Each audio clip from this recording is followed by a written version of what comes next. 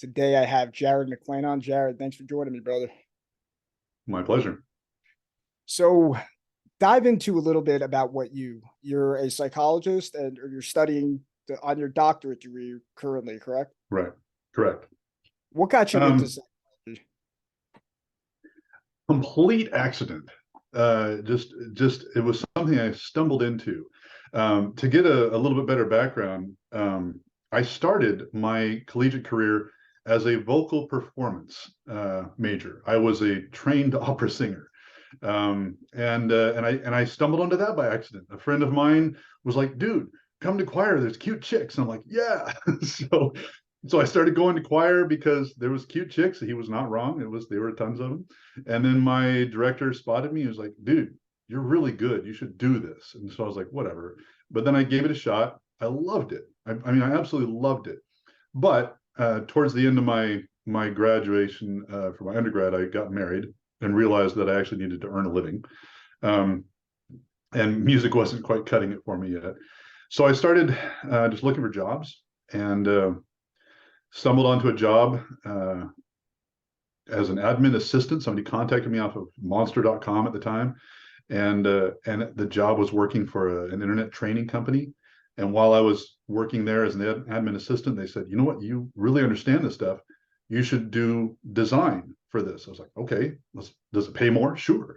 And I started doing that. And then somebody there said, "You should get a degree in this. It's called instructional design." I'm like, "Okay." Didn't have anything better going on at the time, and it looked like a good career path. So I started it.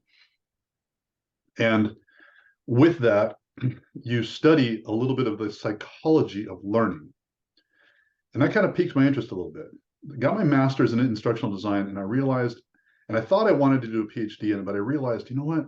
This doesn't fire my imagination. This doesn't capture my passion. It's something I'm good at, and I can do it very well.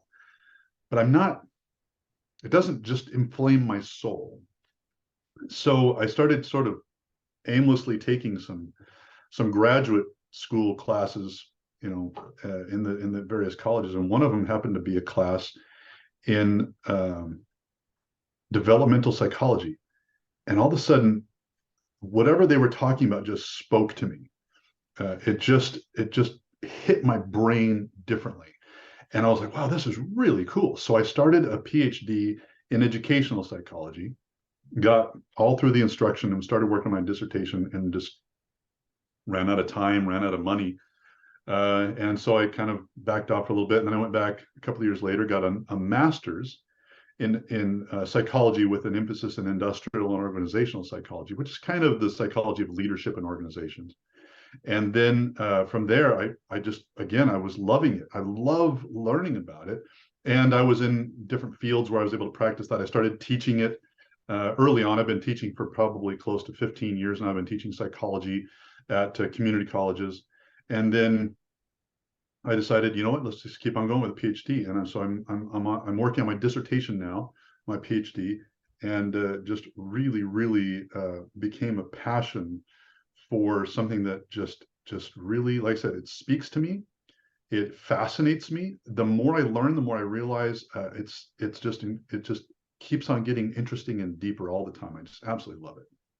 Well, I have so many directions to go from there. And you said it was industrial psychology. What was that It, specifically? it's called industrial and organizational psychology. They just shorthanded to IO psychology, which, like I said, studies. One of the primary areas of study is leadership and how that functions on a psychological level, and also how leadership affects others, and the study of followership. What does it mean to be a follower? What does it mean to be as part of an organization? And how do you manage people that are in that organizational level and working with the leaders and the followers and that whole interaction? It's really quite fascinating. What makes a good leader? From a research standpoint, we don't really know, and I say that kind of with a little bit of a tongue in cheek. They study leaders from a bunch of different directions, but I would say from my research, from my understanding of what makes a good leader, is the leader's ability to change their leadership style based on the need of the situation and the individual. Like you might have a coach that their style is to challenge their players all the time. That, I'm going to get in your face and you do this for me and make this happen. And then you get a kid that's like, that's not motivating to them at all. That they will actually crumble under that pressure or be really angry at that pressure because I don't want you in my face. I don't want you telling me that. I know what I'm doing wrong. And then the coach being unable to recognize in his kids that, okay, this kid needs something softer. This kid needs to be challenged. This kid needs more education. This kid needs just a little attaboy. This kid needs a pat on the back. This kid needs recognition from his peers. And then that leader being able to recognize those different needs and cycle through them as necessary. Leaders that just pick a particular style and just run with that style all the time for everybody, that is a poor leader. A good leader recognizes what the people need and recognizes what the situation needs. Like sometimes you'll have a situation where, you know what, you need to be supportive of the people. Let's say during the COVID lockdowns, nobody knows what's going on. Everybody's confused. It's a terrible time. And initially, nobody knew what was going on. It was really kind of frightening. And so you need to be a people person. You need to be able to go in and say, okay, guys, we're going to make this work. It's going to be okay. As a team, we're going to come together. This is going to happen. Don't worry about it. And then there's other times when, let's say you're in a high pressure environment where, like wartime, you're a commander in a military and you're going into battle and you go to guys, you know what, guys, you're all great. I love all of you. Let's go do this and let's make everybody happy. This is going to be great. That's utter garbage. Now you have to be authoritarian, guys. Let's get after this. You go there, let's do this. And you have to direct people. And so the leadership style will change depending on the situation and on the individual. And a good leader recognizes that and is able to shift and move depending on all those things. That's a rare quality, but in my research, that's what I've discovered. It seems to be the best leaders are able to shift like that and move. Yeah, as you're saying that, what came to mind is the quote, it's not the strongest of the species that survives, nor the most intelligent, but those most adaptable to change. So being Yes. able to change in those situations and meet people where they're at in that situation, definitely agree. Um, I know you're a man of faith, and I wanted to bridge these two things together. And I think that there's a difference between religion, I call it religion and religionism, science and scientism. Yes. Worshiping someone because they're a scientist, worshiping someone because they're a priest, that faith is really something in my experience that has been very internal. I love hearing different stories. You hear people going complete atheist to complete, Christian and everything in between. What was your pathway, even in maybe if it interlinked with psychology onto faith? My path has been one of a lifetime of rediscovery of my faith. I think that's the best way of describing it. I was born into my faith. My parents both shared my faith, and I was raised into that. And as a young child, into my late teens, I embraced it because that was what it was. That's what life was. That was living my life. That was how I was raised. So there wasn't any question that was what I was going to be. But then as I got into my late teens, I started to discover, you know what? There are questions I need to ask. Why am I doing this? And there were commitments that I needed to make. And if I was going to make those commitments, I needed to know why I was making those commitments. I needed to understand why I was making those commitments. And so I had to rediscover why being raised in that religion fit me. Why did it make sense? Where was exactly my faith? So I asked some of those questions and I searched for those answers and I found them. And that led me to making deeper commitments into my religion. Then again later, around when I got married, that was another place where I'm searching for a partner. Do I search for just a partner, or do I want a partner that shares my faith? The answer to that was I did want a partner that shared my faith. So I had to look within my faith, and that was a harder process than you would think, but also easier in that once I found somebody of that same faith, that answers a whole lot of questions that you would have about a partner. If they live the same faith that I do as deeply as I do, then I've got a lot of things in common with them, and it makes a lot of sense. Then as our children grew, we had to rediscover it again. Is this something that I want to do? How do I want to teach my kids? How do I bring my kids into this religion with me? Do I even want to do that? And how do I share my faith with them? How do I help them see what I see? And also, is that even what they need? And so I had to rediscover that process. And interestingly enough, it wasn't just with kids, it was with each kid. Every child that we have, I have three living, uh, each one of them has had to have a different approach. And one of them, That ties sadly, into your leadership idea as well. yeah, and one of them sadly has chosen not to be part of our faith Mm. anymore. Maybe someday she'll be part of it again, but right now she's chosen not to do that. And that's been very difficult for me as a parent. Um, but it's something that I have to adjust and adapt to and say, okay, well, so she doesn't share that part of my life. I can still share a lot more of my life in other ways with her that still are meaningful. Um, and even intellectually, like in school, um, working on my first PhD in educational psychology, I was challenged actively all the time by a couple of specific professors that I can think of, where they would be teaching something and be like, "So, Jared, how does that fit in with your faith?" And they would literally Yeah. challenge me to say, why, this isn't faith based. How do you deal with this? And I would have to answer their questions and be like, well, first of all, don't be an a-hole about this.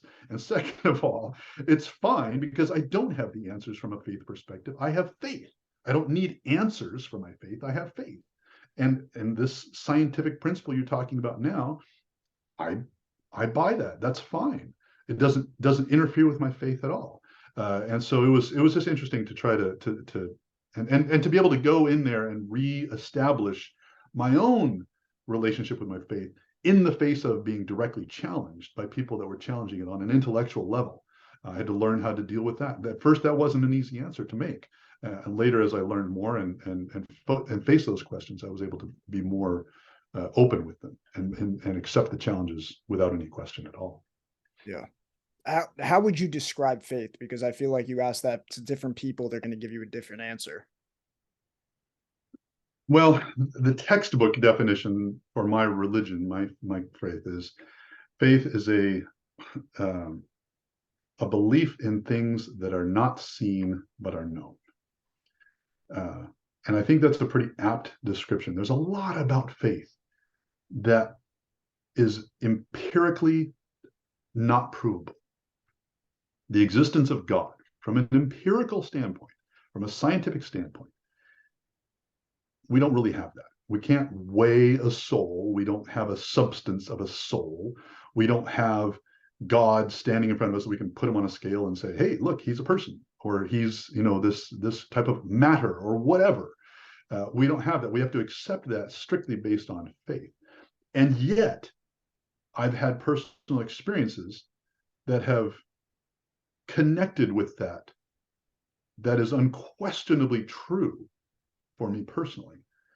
And so, yeah, I know what I have faith in, but I haven't seen it. I've felt it. I've experienced it. I've felt the influence in my life. And so yeah, it's the belief in something that I know, but yet I haven't seen with my own eyes. Yeah, what comes to mind, and I'm still just bought two Bibles, myself and my fiance, and trying to dive Nice. into it more.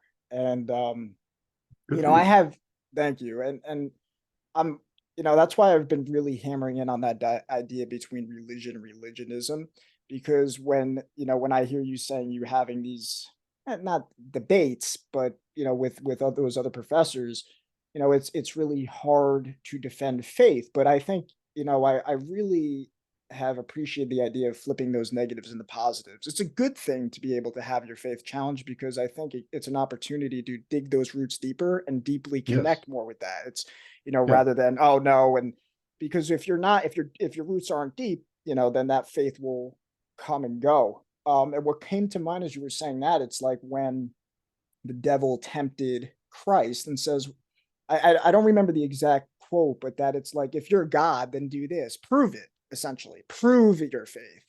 And yeah, that's just what came to mind. Are there any like what also came to mind too is when you were talking about your daughter, the prodigal son Mm, came to mind. yeah. It's there's that, to me, that loving father where it's just like you can't force people to, go with it, because that's the whole idea. People have to walk their own path. And I think, going into my own life, now that I'm going into faith, I want to bring people there, but realizing like I have to speak to myself like a younger version of me. I wouldn't be listening to how would I listen to me? And that goes back into No. your leadership thing. Yeah, so you have to be dynamic. Yeah. What are some stories, again, because this is also more of a personal question? What are some stories that stand out to you? Maybe some that are, I feel like always there's some hidden gems, or what is something that some Bible stories that stand out to you that really that have strong metaphors for real life? I'll address that from one angle before I address it from the primary angle. You mentioned something about the prodigal son, and this ties into where I think the most power of the Bible resides. A man that I know, uh, David A. Bednar, once said, "Motivation does not exist in religion." Mm, And I thought about that for a long time, and it took me a while to figure it out. And what he was saying is that I cannot motivate you to have faith. I cannot motivate you. I can't give you the motivation to do anything within your faith. What I can motivate you to do is to maybe help out with a task, a service project, for example. I could motivate you and say, hey, this is going to be great. Lots of people are going to be there. It's going to be fun. Let's go. And you'd be like, yeah, this is going to be great. And then you're motivated to help out with a service task. But I can't say, hey, man, faith is awesome. You're going to love it. Let's go. I can't motivate you to have faith. I can't motivate you to believe in religion.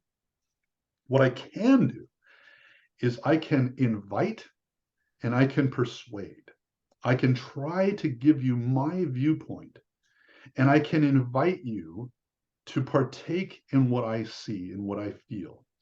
If you choose to partake in that, great. Now we have a communal connection where we've both partaken of the same thing together. And now we have a strength that we can build. But that's not motivation. Communal building, that's community structure, that's personal structure. And to assume that you can motivate someone into doing what you want them to do is the wrong approach. Now, here's where it comes back to the Bible. I think a lot of people read the Bible and they read things like God's message to the Israelites saying, be obedient or I'm going to wipe you off the face of the earth, or I'm going to send this pestilence on you and blah, blah, blah. And you see this aspect of what people have written down over the histories, where they interpreted what was said, or at least how they understood what was being communicated to them. And I think we take the wrong message from a lot of that. We see, oh my gosh, if I don't do right, I'm going to go to hell, and therefore I must do what's right. Well, maybe, but also in most of those times where there's been that threat of punishment, mostly in the Old Testament, but occasionally in the New Testament as well. Right before that is the invitation: repent, come unto God, be obedient, do the things I've asked you to do. And those are all invitations. And if you don't do what I've asked you to do, then this consequence is going to come. And I think those are more along the lines of God saying, if you don't do what I've asked you to do, or actually, I should reverse that. If you do what I ask you to do, then you will be blessed. You will have me as your ally. I will be on your side. I will fight your battles. And if you don't, you won't have me there to do all those things. And you're going to suffer the consequences of what it's like to manage life on your own without God on your side. And so some of those consequences are going to be kind of severe. And when you're for example, the Israelites moving into a country where you're not welcome and you don't have God fighting on your side, what's going to happen? You're going to get whacked by the other guys that don't like you. That's just the way that it works. And so I don't think it's so much that he's going to punish them as they suffer the consequences of their inactions. So from my perspective, then I look at stories like Abraham, Isaac, and Jacob, and I say, what did these men do? What were their lives like? How must they have been as people in order to merit the tremendous blessings that the Lord gave to them? How do I live a life like theirs that can be similar enough to where I'm also qualifying for those same kinds of blessings? How do I live a life like Moses, where he was such a force throughout his life as a leader, as a prophet, as a man, as a husband, um, and and to see his effect on literally generations, hundreds of generations of of followers of Judaism. How do I emulate that kind of a man? So I don't look so much at the stories. I look at the individuals, and I look at the effect of those individuals, or the effect on those individuals, or what did they accomplish? And I say, well, how do I now emulate that? What is the invitation that those stories have to me for me to change my life to want to be like that, or to receive that blessing, or to have that help? That's, I think, the thing that stands out to me as the best way to read the Bible, is to look at it as an invitation. And where is the blessing of the invitation? What is the invitation, and how do I meet that invitation? Yeah. To be, yeah, being the change that you want to see, and emulating the character, based on, emulating the character rather than the story. I definitely agree with that. Yeah. Um, Something that stood out to me really in the past couple years, because 2020 was a wake up call for me. Realize how weak I was, how much I was. I mean, bringing up psychological terms, projection, blaming other things, blaming circumstances, and not taking responsibility. How much of is it do? How do we balance? And this is again probably more of a personal question, but I guarantee people can definitely draw from this. But how do we balance the idea of bearing my own cross and letting God take the burdens? Because I think, for at That's a least for my perspective, it's like, I'll take on everything. I won't lean in on other people. But there's a balance between that and, you know, letting God take over, you know. yeah, the best description I've ever heard of that is pray like everything depends on God, and then work like everything depends on you. Mm, And the way that kind of breaks down, I think more than anything, is that there is a there's definitely a balance.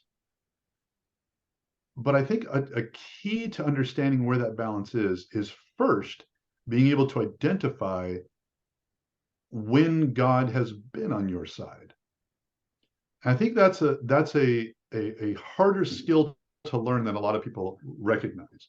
Um, if I have never waited to feel the hand of God in my life, if I have, or if I have always waited for the hand of God before I act, those are both the wrong direction.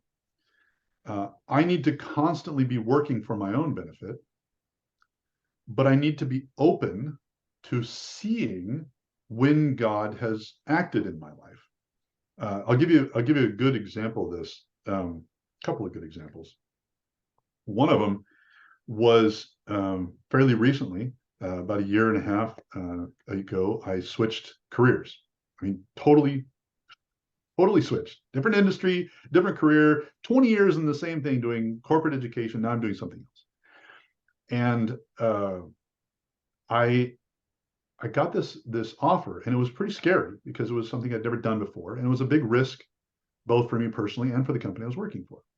But we agreed that it was worth the risk, and they were offering me, a position and a salary that was like, okay, this is definitely I have to take this risk now because it's better for my family. Um, and as I made the decision, I felt really good about it, even though it was terrifying. I felt confident about it, and I had as background context, for 10 or more years, I had been praying, you know, Heavenly Father, I need more help with finances of my family. I'm not earning enough money. I'm, you know, we're making it. We have enough. I'm not wanting to be, you know, greedy or envious of other people, but I would like to be able to not have to, you know, be scraping by a paycheck every time. And I'd also been looking for other opportunities. I didn't feel satisfied where I was. And I was constantly praying, is this what I'm supposed to do? Is there other things that I can be doing? And then this job came. And right after I started the job, or right about the time I started the job, I'd had a desire to start journaling. I've always liked journaling. I've always wanted to, but I've been kind of sloppy about it. I don't really do it very often. And I once had somebody tell me that a journal that they kept every day, they would write down, today I saw the hand of the Lord in my life through whatever. And they would identify some way that they saw the work of God in their lives, some coincidence or some blessing they'd received that they wouldn't have noticed otherwise, or that shouldn't really have happened but did. So I thought, you know what? Now's the time. I'm going to do that journal. Going to notice the hand of God. And the second day I'm journaling, I'm like, yeah, you know what? I'm going to do this hand of God. Today I saw the hand of God, and then my mind just sort of opened up, and I had this. I what if you want to call it memory train, fine, vision, whatever it was. I suddenly saw the connective tissue of 10 years of various things that had gone on that were now coming to fruition. And I got this crazy feeling that said, you weren't ready until now. Mm. And so, but I saw every single step along the way, every little stitch of this whole process that took me to where I was right at that moment, fulfilling a blessing that I've been praying for a decade. And I don't think I would have ever recognized that if I hadn't been searching at the moment for how the hand of the Lord had been influencing my life. Now, ever since then, I've tried every day to write that journal and say, where have I seen the hand of the Lord in my life? Some days it's super easy, some days it's not. But as I've done it, it has become more obvious. Yes, this is where the hand of the Lord was involved in my life. And I see little things now more easily than I do the big things. And sometimes I've even missed the big things because I was busy looking for the little things. But I've trained myself now to look for and be grateful for those little moments, those little things where the hand of the Lord has 100% been in my life, and I can recognize it and see it and acknowledge it. And that's been a tremendous blessing for me to be able to see the difference of where my work led me to something, but some small little coincidence, something tiny along the way, just clicked and made a difference, and all of a sudden, boom, there's the blessing that I've been waiting for. So that's a remarkable journey and blessing to have at the same time. Kind of cool. That makes me think of like it's funny, you can study something for so long, but it's like that small little revelation will change everything, like a dream Yeah. or perspective. And it's like that's where I see like insight, so much I'd watch so many documentaries and study. But some of the most profound insights I've had is from like what I just heard you say is almost the hand of God is like seeking more contentment versus covetousness. So much, it's so Right. easy to say, I don't have this, I don't have this, I don't have this. Not to say that that's what you were saying, but the way of the world is I don't have enough, I need more versus, what am I grateful for? What can I do more? How can I serve more? And that little twist of just like perspective, you can see that bigger picture. Like I've noticed so much more that things come to you. Um, and that's almost like the paradox of seek first the kingdom of God. You go within and then things come to you. It's so simple, but it's the I know it all me is dying. And it's like I want to shift in that because you had mentioned briefly, we didn't dive into it, repentance. I've spoken a lot about porn addiction where I was stuck in. And now it's like I'm at a place where it doesn't have that power, but there's like a pain. And it's led me to make the name Born Again Men on Twitter. And I've mentioned it because it really stood out to me, the idea of, I think it was with Nicodemus, it's, I have to go back in my mother's womb. It's like, Right. no, you have to be born again. And that process to me seems very, it's very painful, but there's an awareness within me that is the death is that which is not real. It's the projections of the things that I've attached, and false belief systems that I bought in from other people who are, not seeing that bigger picture, at least from my perspective. And I've found more spiritual growth in pain. And I keep seeing, now, not like a masochist kind of pain, because I think very, you know, it can easily become like a, I work 40 hours, I work 60 hours, beating the chest, who works more? And it becomes almost like it's not that, but it's almost like a an appreciation for, there's an appreciation of, I guess I don't know how to describe it, but it's like almost like a, I don't I don't know enough to know if something is good or bad in the moment. If I break my leg tomorrow, I don't know in the whole course of things if that's good or bad. I don't Right. know if I lose my job that that's a good thing or a bad thing. And um maybe, I guess, the question, to make this a question, is how do we change the perspective, or come into the more proper perspective in a world of instant gratification, where we want to go towards the good and run away from the bad, and how to welcome the bad, welcome the perceived bad, and see life as it is rather than how we project what is going to be good or bad, or maybe sharing your process in that. I think what you're talking about is it crosses a bunch of different thresholds. Um, let me start by addressing something you mentioned earlier. You said that the born again process, or the feeling born again.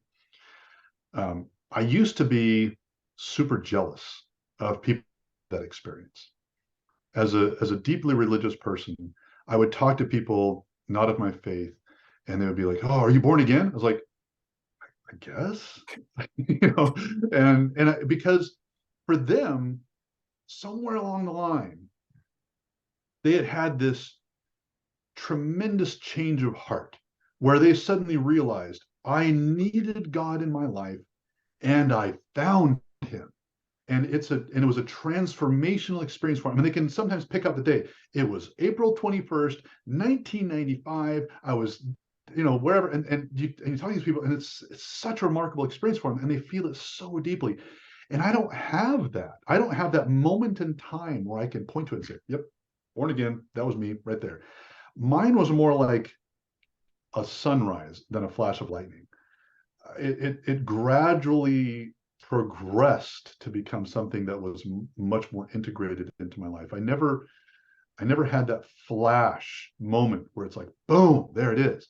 And so I had this sort of jealousy of that. I really wanted that experience. And it wasn't until I became able to understand that it doesn't have to be that way. That those people didn't have something I didn't have.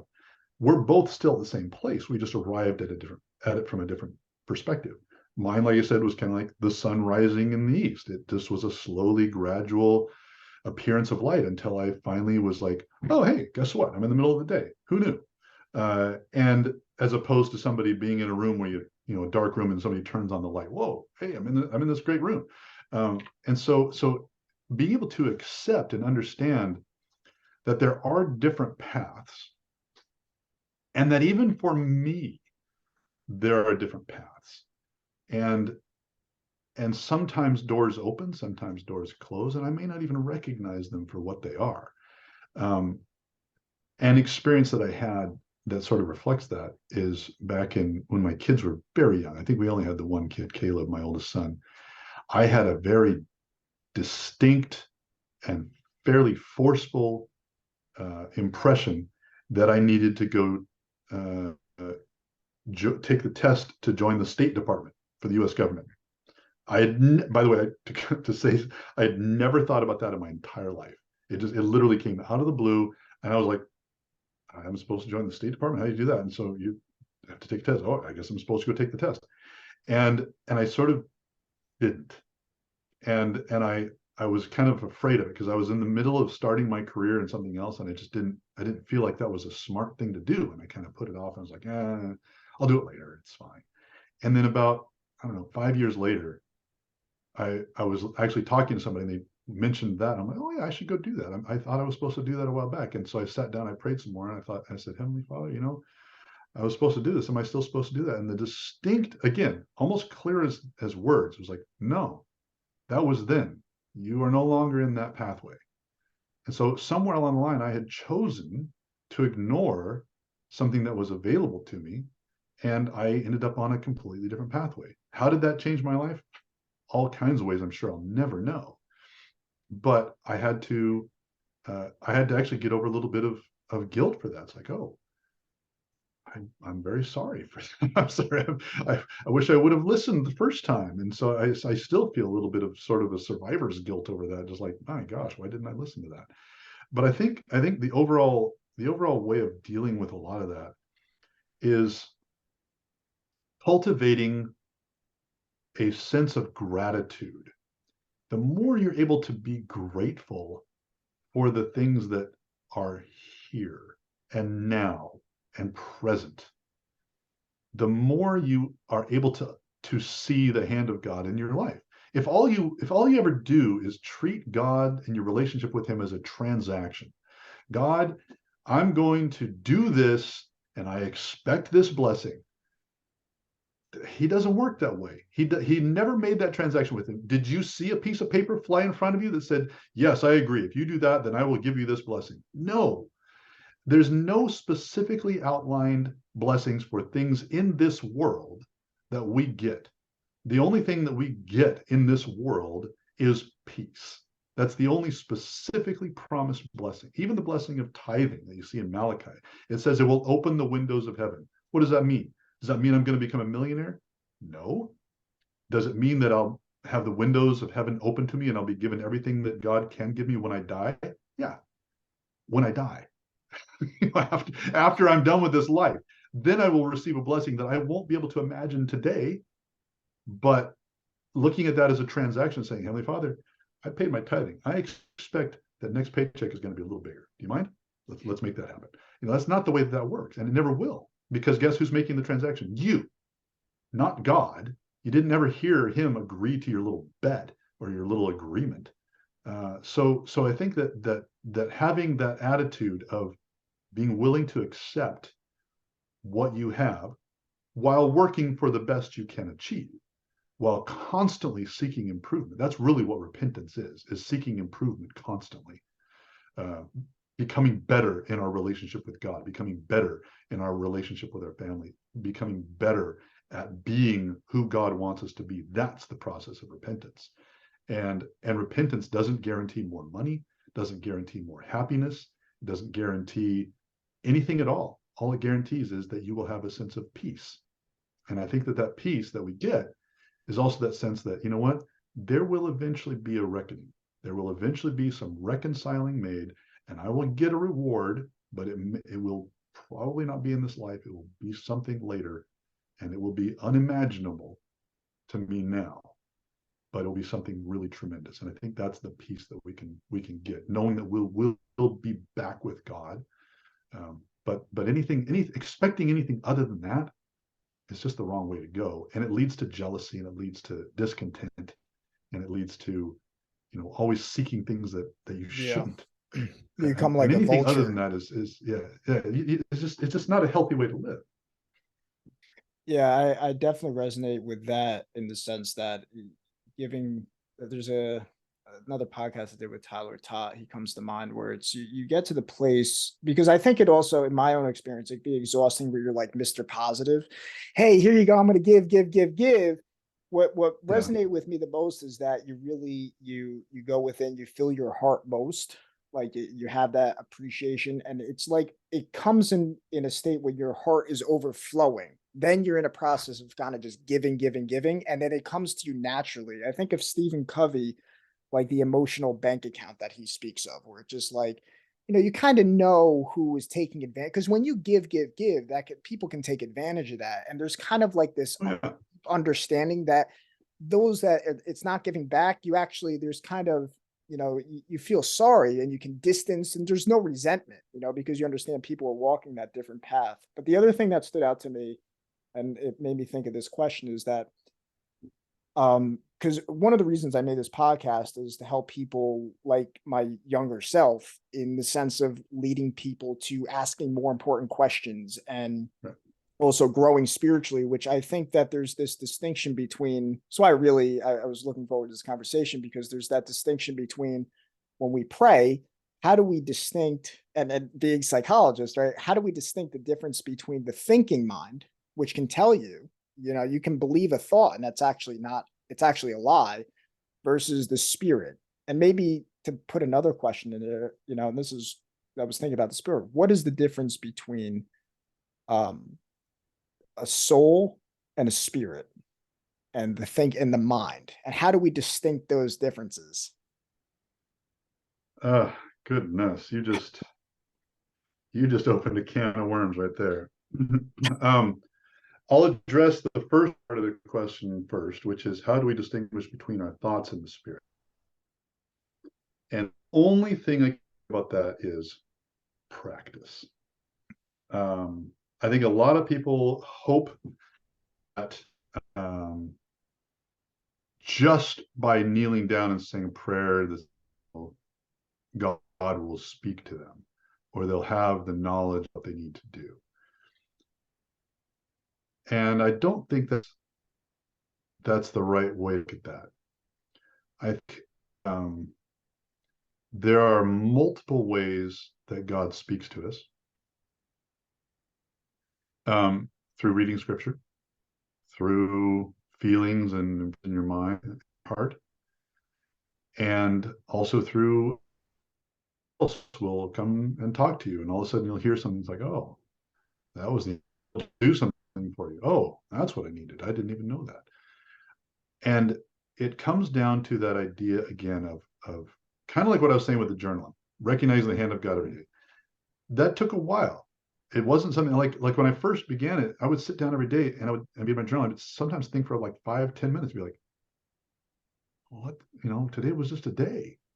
Yeah. Where was the hand of God in today? It was blah. And then the more I thought about it, the more I was like, okay, well, you know what? It was just a day. I needed a day.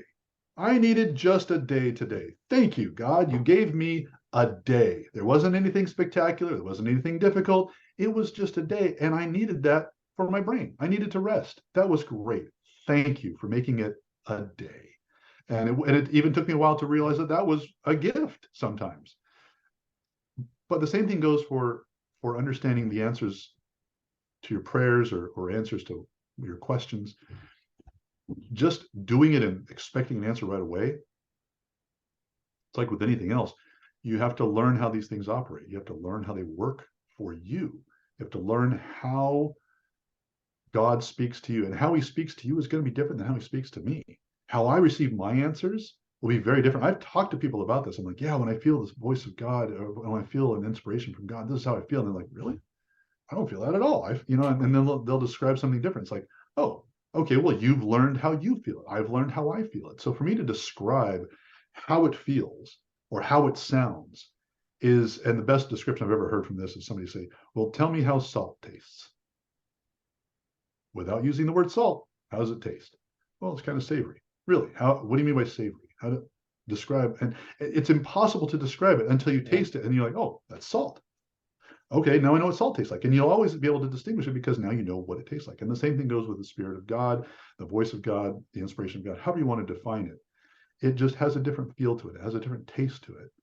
And once you recognize what that is, you're better able to distinguish it. Now, I will say it is kind of difficult to distinguish between emotion and the feelings of the Spirit Mm. because they're highly related. You can feel highly emotional about things and think that that's the Spirit of God talking to you. because you haven't spent the time to be able to distinguish the difference between your emotions and the spirit. That's a tougher nut to crack, and it takes a little more practice.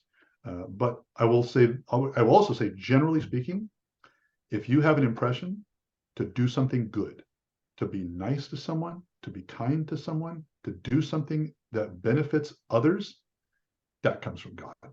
I don't care who you are.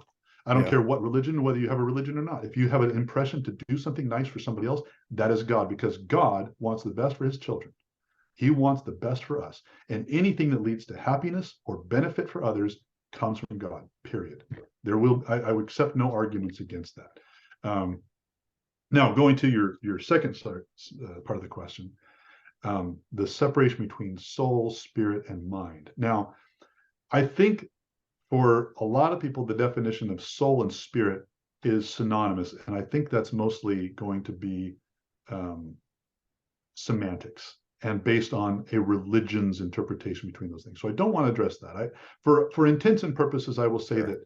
that there's an immortal spiritual side of us that in my religion is literally an offspring of God, that he created our spirits, and those spirits have entered into our bodies. And eventually, those spirits will be reunited with God in some form or other. People that want to believe in a literal resurrection, great. That's the reuniting of the body and the spirit, so they can go live with God. If you don't believe in that, whatever. But I believe that immortal spirit is something that is going to be consistent. It was consistent before we were born, and it will be consistent after we die. That, I think, if you want to say soul or spirit, however, I think that's a good definition of that. My religion says it's spirit on its own, and when it is united with your body, it is a soul, and there's an important distinction for us in that. And where the soul / spirit and mind meet or divide is a question that I cannot answer. And let me give you a specific example of how difficult that is to answer. Actually, a few examples. How much does your spirit control your mind from a metaphysical side, and how much of it is controlled by your body from the physical side? Well, you can say, okay, we have free will. Great. Yeah, we do. I believe that. And our spirit does have a lot of control over our thinking process. But then there's things like, what if you have Down syndrome? Now, Down syndrome is really easy to identify. It's a flaw in the 23rd chromosome, and we can spot that genetically. We can look at somebody's genome and say that person has Down syndrome because the 23rd chromosome has a flaw. Boom, Down syndrome. We can look at somebody. What do they look like? They have sort of the dished face, the sort of smaller face. They have a corpulent look. They're a little shorter. They have that sort of happiness about them. They're pleasant to be around. But they're also mentally deficient. They don't have quite as high of an IQ. They're not quite as intelligent as other people. And you can argue by whether, how much on the spectrum that is, but those are all, when you see somebody has Down syndrome, oh, that person has Down syndrome. Now, how does that affect their mind? Do they have the choice to become and supersede who they are? The limitations that is put on their lifespan, on their capabilities, on their mind? Not a lot. What about a brain injury? What if you're in a car accident and you have a massive concussion on the side of your head and you lose portions of your brain, Broca's area, Wernicke's area that affect speech and production? We can damage these areas of the brain, and they absolutely affect how you operate as an individual. So somewhere in there is absolutely an interaction from the physical side to our minds that we can overcome given certain circumstances. But there also seems to be, very clearly, in my opinion, an aspect of spirit that shines through, lets us have that spirit of free will, arguable from some, but I believe in it. So where is that line drawn? I don't think we can. And even on an individual, it may even be different on individuals, but somewhere there is an interaction there, but we just don't know where to define it. And it's hard to do that. And science hasn't been able to do it either. For example, just look at any argument about what consciousness is. Oh my Yeah. gosh. If you want to delve into the real deep end, go look into consciousness. And a lot of arguments right now about quantum physics somehow defines our consciousness. And then there's other people that will say, oh no, AIs are conscious right now and blah, blah, blah. It's like, you know what? not a resolvable conflict, given our current state of knowledge, given our current state of knowledge spiritually, and given our current state of knowledge physically. There is no way to bridge that gap. We do not have hard answers either way, which is where faith comes in. Yeah, and that goes back to the earlier point. It's like, how do you prove it, right? So that's the whole thing. If it's provable, is it really faith?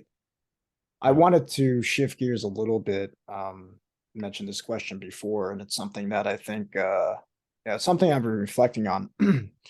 um, I'll do my best to articulate this the best way, but I believe, in my experience, that there is an objective truth, that there is a right way to live. Now, I think one of the issues, I'm going to tie all these things together. I think one of the issues that um, in our society is that, and you touched on this a little earlier, is that, we have a society is what feels good versus what is right, right? And I think the distinction between the spirit, um, it's like happiness versus joy. Joy is something that I think is something of the spirit, whereas happiness is I can eat a piece of chocolate. Well, now I'm not happy anymore. I need more chocolate. Joy is that thing, like you said, you're being kind to your fellow man. You're doing that's something that is naturally joyous. What I see, like in the political arena and all the controversy. Another one of the reasons I made this podcast was I'm trying to bridge the left versus the right, and I'm trying to see that essentially that I think that we are all kind of like a song. Your experience is going to be different from mine, but each song has a melody. It has different. There's flow to a song. It's the example would be if I sit down at a piano and I just start pressing random keys and I go, "This is my song," and you must accept my song. And it's like, how do you? I guess the question becomes, how do we connect what the objective reality is, and almost, I guess, how do we have someone who believes a subjective reality is the objective reality and is forcing that amongst the population? And how do we love that person without um is that resonating? I don't know if I'm formulating the question perfectly, but it's like people don't want to grow up in our society. And I've seen that in the younger version of myself. How do we accept people as they are, but also speak the truth? Those, or maybe Christ's way of saying it is, they hated me first, so too they will hate you. So when you say that this is an objectively right way to go without imposing that on other people, um, how do you navigate that field? Wow. That's a tough one. Um, Let me bring it more concretely to my experience with my daughter. Um, this is a specific example that works for your question because I have the things that I think are right. I have a truth that I observe, and I have certain facts. I call them facts, but I have certain aspects of my behavior and the way I live that are rooted in what I believe are truth given from God, that for me have proven to be objectively useful as well as subjectively beneficial. Um, then I have my daughter, who I have raised, teaching her those principles. She's been raised learning those, seeing me interact with them all my life, and her being taught them all of her life. And then reaching a point where, for whatever reason, and I don't really understand when or how or why, I have ideas, but none of them are really verifiable or even valid, to be honest, in the final analysis of things. Somewhere along the line, she decided, nope, not for me. This is not for me. I don't believe in this anymore. I don't accept this reality. I want my own reality. And watching her move off, trying to discover her own reality, it's a tough one because she's somebody I deeply care about. And I want her to feel the same joy that you talk about, that joy that only comes from a deep spiritual interaction with true principles, with true faith.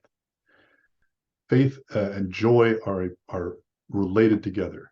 You cannot experience true joy without having the understanding of the joy that Christ brings in your life, the blessings of his atonement, of his example, of his teachings. That brings joy.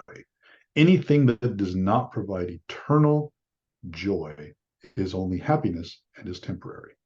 And so people chase that temporary happiness, wanting it to feel like joy without having to make the sacrifices required to achieve joy. Now, at first, when she made those decisions, that was devastating. She knows this. I know this. It was really hard.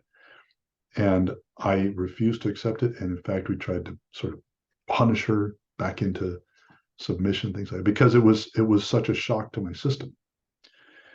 And we learned shortly thereafter that was a really stupid idea. And so we tried to reconnect with her on other levels, personal levels, tried to talk to her more, engage with her more, be part of her life, still try to maintain some connection with her that wasn't based in our faith. But I never gave up my faith to try to connect with her in her way of thinking about things. No matter what she does, no matter what I do, no matter how badly I want to connect with her, I cannot give up my faith, my principles, my beliefs in the way I live that are right for me. I cannot give those up and go down her road and expect to survive. Mm. If I go and do the things that she does, some of them which I just disagree with, and I want to engage with it, but I say, oh, but it's for the sake of the relationship. She wants to do this, so I'll do this with her so that we will feel closer together. No, that does not work, because now I've given up my own principles. And what have I just shown to my daughter? I've just shown to her that I'm willing to sacrifice the things that I believe in most of all. For what?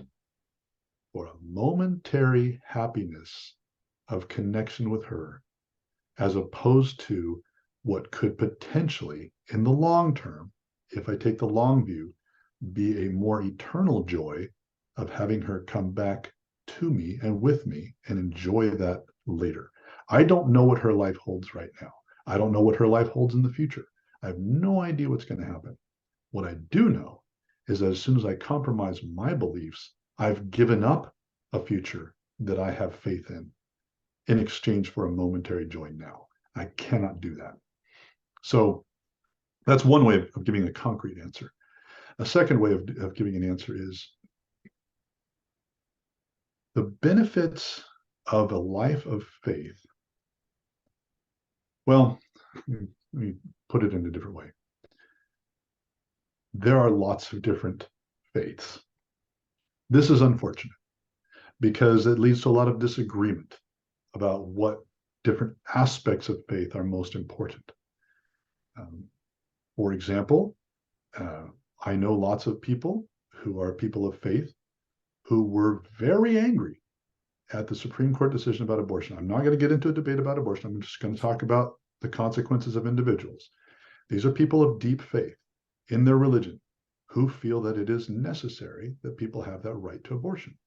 Then I have other people who are deep, deep faith that are specifically Catholics who believe so strongly in that principle that they don't even do birth control. Any form of birth control is a type of basically preventing God's act of procreation. And we're delighted that was the one of the best things that had happened in years was for that decision to be passed down. Two different people, both of very deep faith, with two completely different reactions to the exact same thing. So getting into like the universality of what specific truths are is nearly impossible. And until we get something utterly miraculous, like the second coming of Christ, where he can come down and say, guys, let me give you what's up. Until that happens, we're going to have those constant disagreements. And so approaching it from a, this is my thought of faith, this is how it should be. Well, guess what? You're not the only one that thinks that you have particular directions of your faith, and you're not the only person of faith. So there has to be room to allow for that symphony to be played on different instruments, to hear different aspects of truth that different people emphasize. Is it the whole truth? Is it all of it at the same time? Collectively, maybe, but no, it's a bunch of different instruments being played, and people emphasize different aspects of the truth. And so we have to recognize that they may not understand other parts of the truth. They may not be able to interact with them. And so yeah, they may emphasize one particular note, one particular instrument, but somewhere along the line, somebody else has a different note, a different instrument. And when they're played together and you can find some way of getting harmony between them, Yeah. then you can see some moments of beauty. Otherwise, you're going to hear a lot of cacophony. And that's an unfortunate thing, but it's the reality of the world that we live in right now. Now, one of the things that it helped me understand how to deal with my daughter a little better was an understanding of the world that they've grown up in. Now I'm 52. I grew up in the 70s and the 80s before computers. I'm part of that weird Gen X that we have experienced both sides. We have the pre-digital age and we're in the digital age. We were pre-informational age and we are post-informational age. And so I've seen both sides of that. And for me, things that in my childhood, my raising up years, were absolutely bedrock, foundational knowledge. And I'm not casting any kind of debate on this, but I'm just going to say, like, gender roles. You would never have thought that if somebody had ever in the 1980s had come along and say, yeah, teacher, I'm not male or female, I'm non-binary. You would never have heard, that wasn't even a word. It didn't exist. It wasn't a concept. Yes, there was homosexuality and things like that, but it was a sort of a deep, dark secret. Now, whether you want to say whether socially that was correct or not, I don't really give a crap. The fact I'm talking about is the reality that we grew up with was that there were things that were foundational, that didn't change, that were the same. And everybody knew those. Those were consistent across society. Now, today, you have kids growing up in a society where there is nothing that is certain.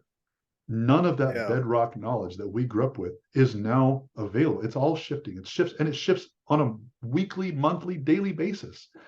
And so they're being raised in a world where nothing is foundational.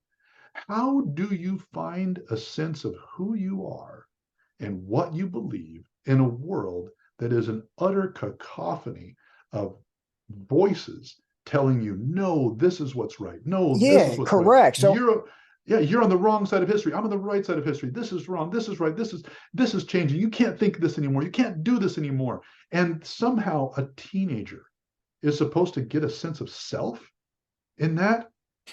My heart goes out to them. I have so much empathy for this. I don't even know how to address it. I have no idea what it feels like to be raised in that kind of a world. That wasn't how I grew up. I watch it now from the outside looking in as somebody who has a sense of self.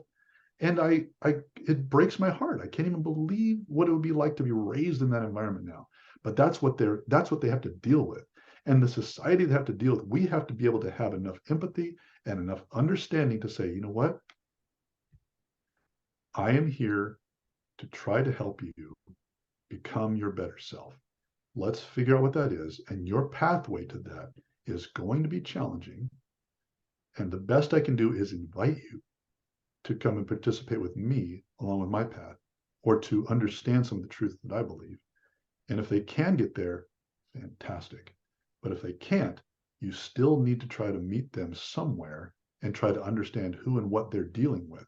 Not to go there, not to do that, but at least try to understand that. And then you'll be able to talk to them a little bit better. And until you make that reach to try to understand where are you coming from, what is your worldview? What is the schema under which you operate? And until you can understand that, you will never be able to connect with somebody else to share what you believe is truth. They won't accept it because you haven't tried to accept, or not accept, you haven't tried to understand their truth. And that's I think the biggest difficulty is being able to have enough flexibility of mind and at least enough empathy to say, okay, you are not from where I'm from. You don't believe in what I believe in. What is some kind of common ground that we can now begin to build some understanding so that we can communicate better and connect better? Then maybe we get to talk about truth, but we don't get to talk about truth until we can connect with them. Yeah, I think that was very well said. I find in my own experience, like there's that pull between the heart and the mind, and the way that we operate in this world. You know, we make judgments on how we operate. As much as the world says, I don't judge anybody, we do make No, judgments. you do. And but at the same time, yeah, I think, and that's what I'm trying to grow in myself, because I find many paradoxes in the Bible, and I think there's a lot of truth in deep paradoxes. And for example, is, you know, Christ sat with sinners, he sat with prostitutes, he sat with people who were and I use this word very specifically. They were victims to programming from other generations. People saying, just we're dealing with these same issues now.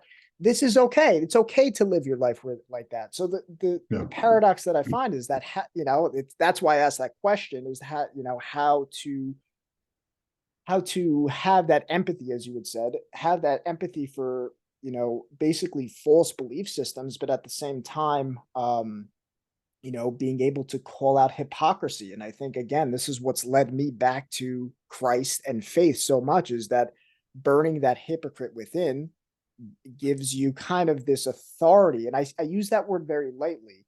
The authority comes from, which goes back to earlier what you were saying with leadership, as you be that change you want to see. So with your daughter, you are being that example, but also, and I don't want to use the word allowing, but that was the first thing that came to mind, is that you have to let people live their own life, and to walk their own path. And, you know, that's what also made me think of that, the prodigal son, right? Yes.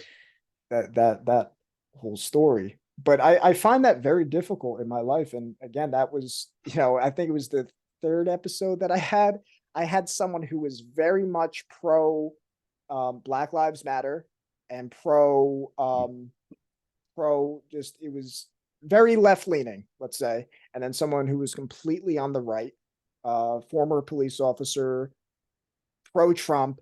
And to me, that is, I think we need to have more conversations about politics and religion. I actually err there, because I think those are the things that give life meaning, you know, and it's our ability to have those discussions on both sides, Yeah. that reveal whether we have character or whether we're just on team this.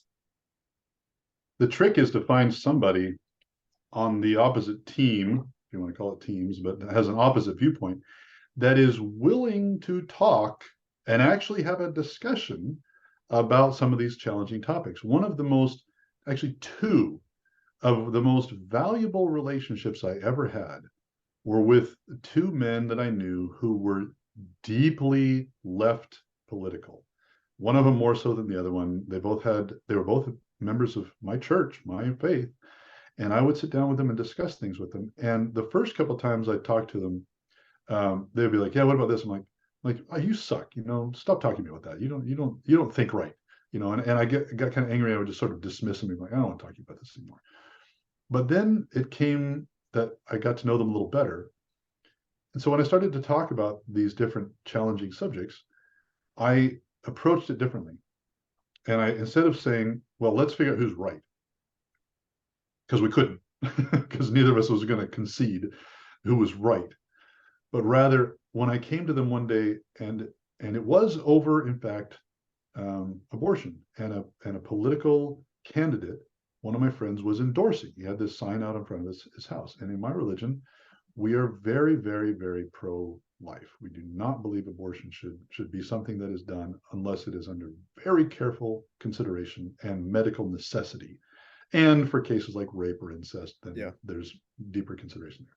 So it's not like never ever, but it's The exception is not the rule. yeah, the exception is not the rule. Mostly never, and yeah, you can allow it, but this should not be something you just go around the corner and get.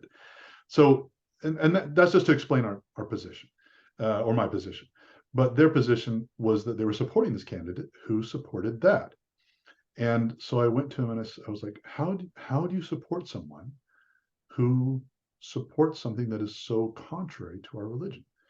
And his explanation was that the one thing that he disagreed with was not enough to negate all the other things that he did agree with. And that the weight of everything else to him was something that let him live with, not overlook, not forget, not accept, but live with that one thing that he deeply disagreed with. And he agreed with me on the way abortion should work, but he also disagreed about how that should be approached.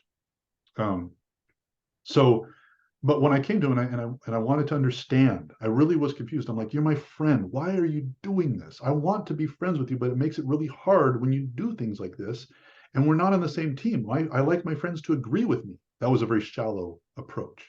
Mm, And so once he started talking to me and explaining to me, I was able to leave that conversation going, okay, I, I don't agree with him, but I see how he came to that. mm, And that allowed us to now become friends again. And it allowed me to make that shift. You don't have to agree with me to be my friend. Just because you're not on my team, however you want to define that, doesn't keep me from being your friend, from caring about you as a person and caring about your opinions. I can care enough about your opinion that I can ask you about them and I can learn about them. And then hopefully you want to do the same. And you can say, okay, well, you disagree with me. Can you explain why? And we would have these great discussions where we would alternately having a little more or less passionate discussion, but we would try and have a rational discussion. And we both, and it was sort of like came to an agreement organically that we're like, okay, I see what you're doing. You're trying to understand me. And then, you know what? Okay, I'm going to return the favor. I'm going to try to understand you as well. And they were extremely edifying. Those were some of the most valuable friendships I've ever had, just because they taught me so much.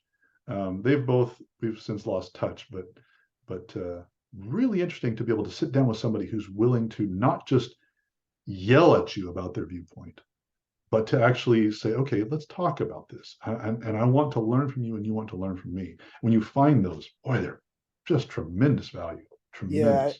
and that's to me, I'm trying to grow in that more each day. I mean, just having conversations like these, and well, these we're kind of on similar belief systems, but like that one episode that I did, and really going, I guess, being energized by like-minded individuals, and then going back out into the world and looking for Yeah, opportunities to really bridge those gaps. You know, to me it's really powerful to burn bad ideas without burning a person. And I think it's only that's really faith as well, right? It's you're burning yeah. your own bad ideas, which is painful to the ego.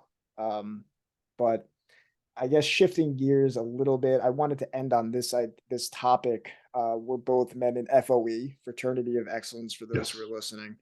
yes. Um, Maybe just talking a little bit why you joined FOE. And for those who are listening, what FOE is, a brief description is that I'll define it as men who are trying to be the best version of ourselves. Excellence is the idea of we're called to be excellent. We're not called to be a mediocre, or, we're called to be strong brothers and fathers and husbands, and to be the light amongst other people. But what made you join? And I guess also I wanted to get your perspective on um, the psychological benefits of being around like-minded men, whereas the world wants to. Hmm.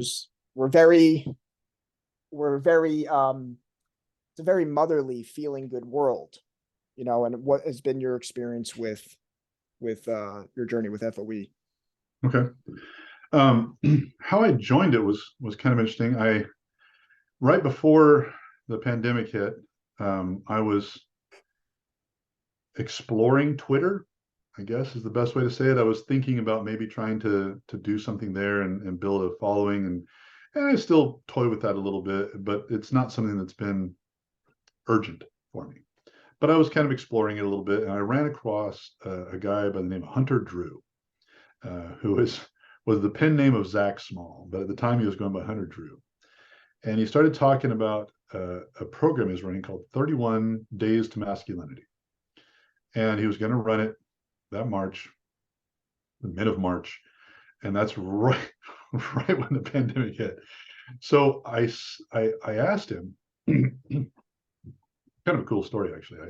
I sent him a text, and at the time I didn't have the money. He was asking for $75 to join and participate in this, and I'm like, it sounds like a lot of what the way he described it as a challenge for 31 days to to test yourself and see where you're at. It's like that sounds really cool. It sounds like something I need right now, but I didn't have $75, which is kind of sad to say. But I didn't have that kind of spare cash. So I sent him a DM and I said, hey, I don't have $75, but if you have somebody that, you know, if there's a slot that opens up, let me know. And he sent me a text back and he said, well, sometimes people will offer a scholarship and say, hey, I'll pay for some other guy. So if somebody does that, I'll let you know. I was like, great. But a week later, I get a message and he says, well, somebody ponied up and you're in. So I was like, solid. Somebody's really cool. So we started doing 31 DTM. Pandemic hit.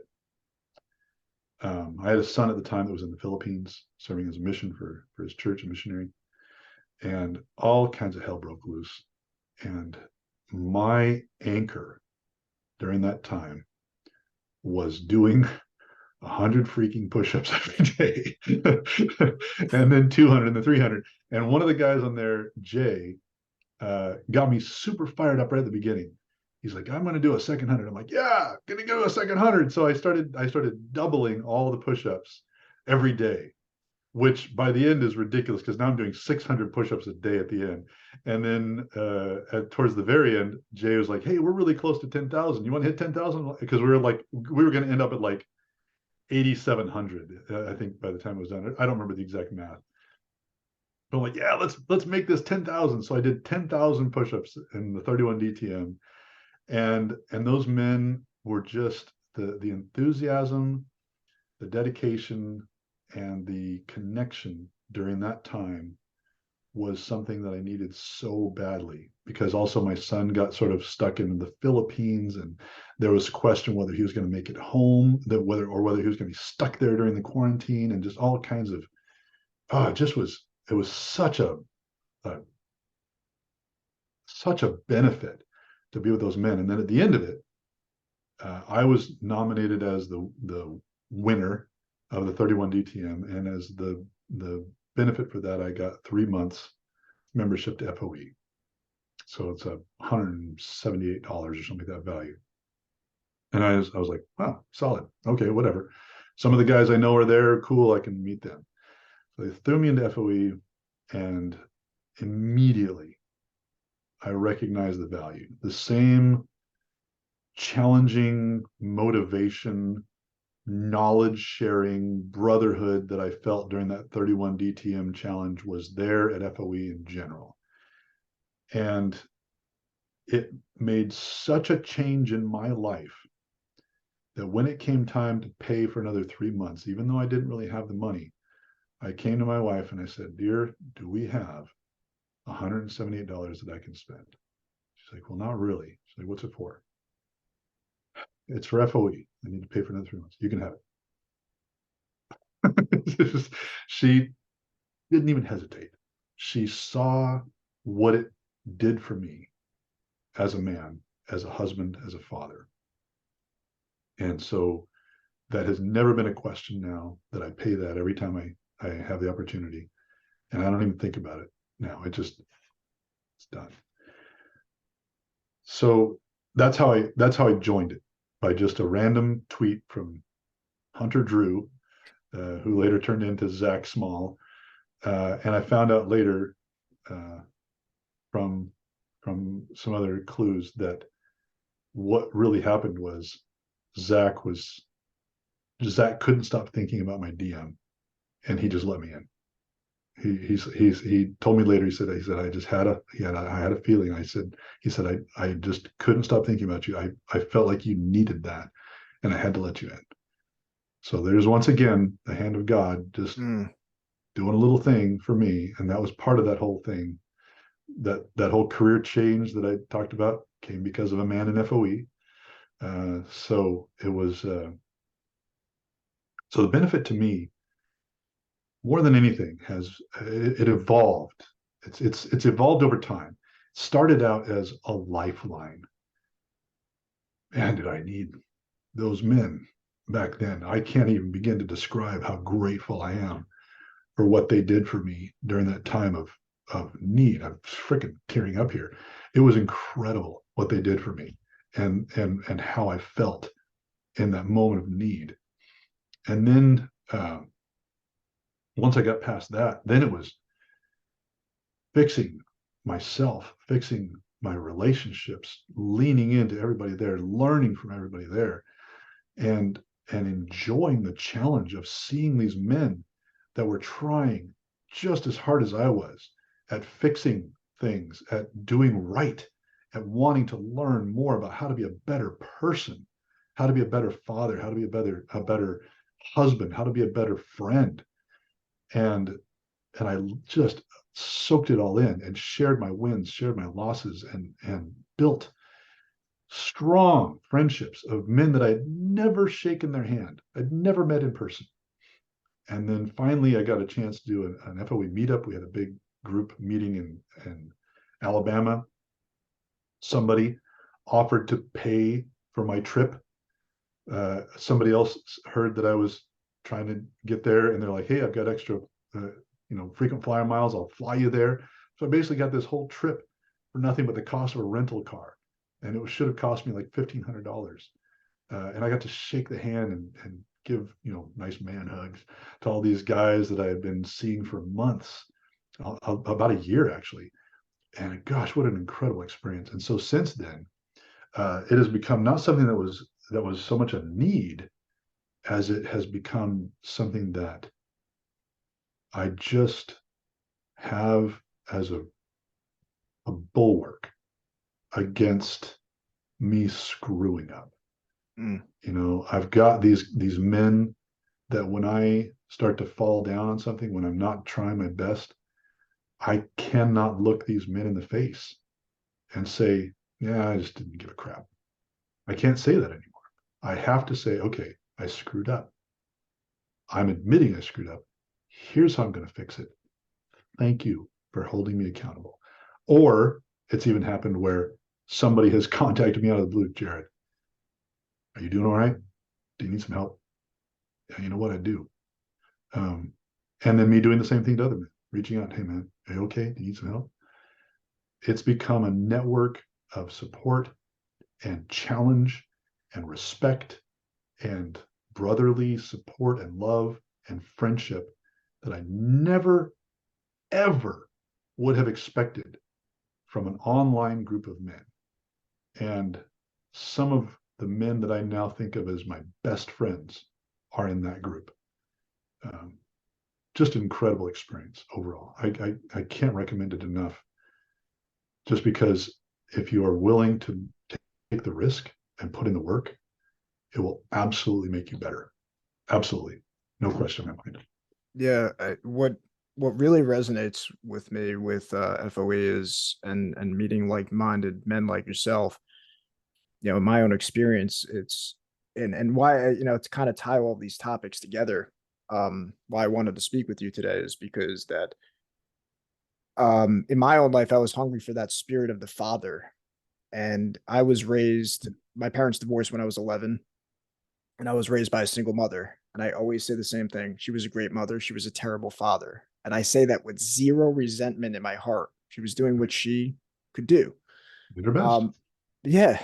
And what I realized very quickly as I entered my 20s and 30s, well, not quickly, it grew on me how much I needed um,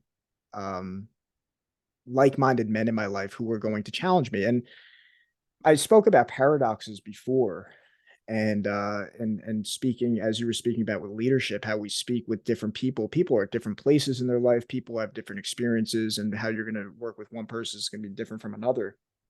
Um, but what I realize is that part of the father's love is it's unconditional, conditional, if that makes sense. So, in other words, accountability is if you're doing the same thing, it's conditional. You show up, you show up, you should, if you keep doing the same thing, I'm not going to kiss your ass. It's going to be tough love, but it's rooted in this unconditionality at the same time. Because what I've noticed from the world is this unconditional love, I kind of grew resentment for.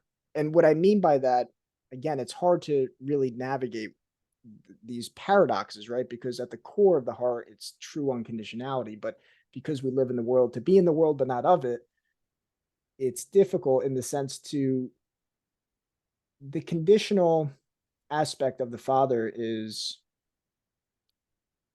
you're expected you're expected to be excellent. You're expected to be great. I think of the Bible. Uh, what are you doing with your gifts? Are you feeding them? Hmm. And there's an aspect of conditionality to that. You have to show up. You have to water those seeds. You have to water you nourish those gifts that you have. And what I've realized from the conditionality, there's a positive side about the conditionality because the unconditional kind of lie that I learned in my life is that you're okay as you are. And there's a piece of that that's true. But there's a piece of that I've realized in my own life that's not true because I'm capable of so much more. And that father's love is no, kick ass, level up, man. Let's go. Let's win. Yes, But that hand is always there when you fall down. And that's the unconditional part too. 100%. Yeah. So I guess we can end it there. Jared, is anything you want to say in closing? I guess, one of the audience that I want to speak to is the younger version of myself, people who are struggling maybe with depression or anxiety or trying to grow into that strongest version of themselves. What would you say to people, would be the best piece of advice for people who are struggling or, they resonate with your message today? The biggest piece of advice I have for young people, younger than I am, is, and the same thing that I try to understand myself, is when you are struggling, I'm not going to say it's okay that you're struggling. I want to make it clear that I'm not saying go ahead and live in that world where you're struggling. What I'm saying is you're going to struggle. That's life. That's what it is. Um, and there's certain things that when you look at people that are not struggling, which they are, by the way, they just don't struggle in the same way you are.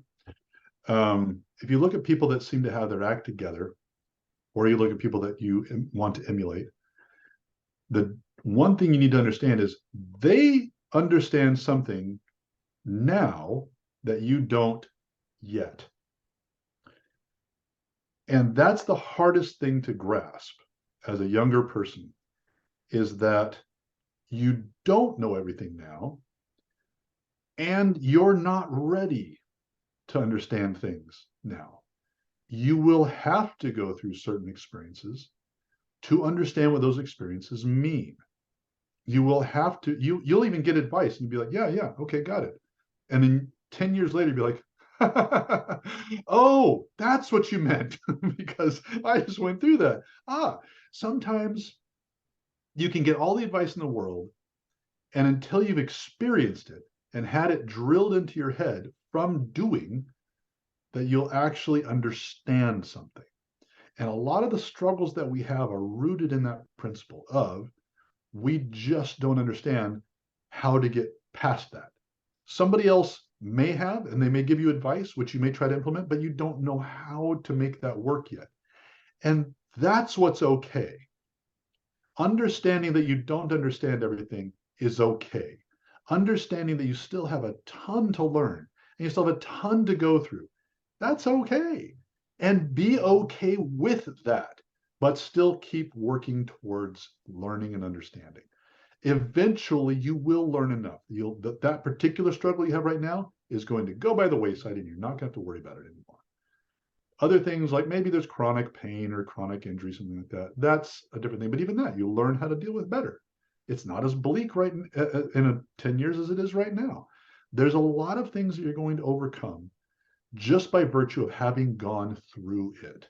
Allow yourself the space to go through it, to suck, to fail, to be at the bottom, to feel like you're never going to go there. We've all been there. I'm still there all the freaking time. I have not made it at all. I still have tons of things to learn. But I've also learned, guess what? I'm okay with that. I'm okay with failure. I'm okay with sucking. I don't like it, but I'm okay with it because I know that eventually I will move past it. And I think sometimes that takes a little bit of time and age to really come to a true understanding that life is just an uphill struggle. It just will be. You're going to struggle. Be okay with that, but still move past it. And eventually you get to be an old grizzled veteran, and you get to look at the young guys and say, yeah, you'll get there, man. That's something to look forward to. I mean, like, just as a stupid experience, kind of fun though.